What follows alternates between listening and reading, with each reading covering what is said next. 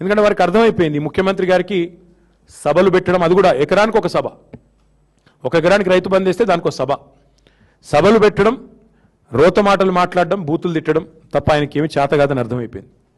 ఒకవైపు రైతులు ఏడుస్తున్నారు రోడ్ల మీద పడి, ఆ యూరియా యాప్ తీసేయండి నాయన, ఏమీ దౌర్భాగ్యం, మా దగ్గర కనెక్టివిటీ ఉండదు, స్మార్ట్ ఫోన్లు ఉండయి, ఆ యాప్ ఏంది, దాని లొల్లేందని నిజామాబాద్లో, కరీంనగర్లో రైతులు ధర్నాలు చేస్తున్నారు రోడ్ల మీద. కానీ ఉలుకు లేదు, పలుకు లేదు, కనీసం పట్టించుకునే నాదుడు లేదు. ఆదిలాబాద్లో ధాన్యపు కుప్పల మీదనే మన పాండురంగాన్ని రైతు ఆత్మహత్య చేసుకుంటే బోత్ నియోజకవర్గంలో మేము పోయినాం, అందరం మా ఎమ్మెల్యేలు మేము అందరం పోయినాం.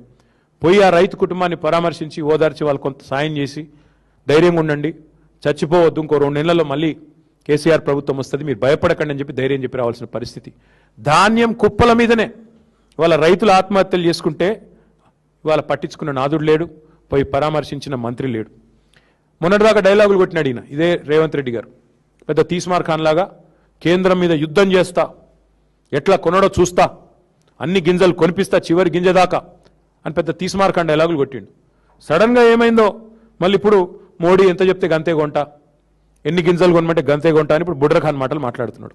డైలాగులు ఒకసారి ఏమో తీస్మార్ ఖాన్ లాగా, ఇంకోసారి చేతల కాడికి వచ్చేసరికి మాత్రం బుడ్ర ఖాన్ లాగా తప్పించుకునే పరిస్థితి.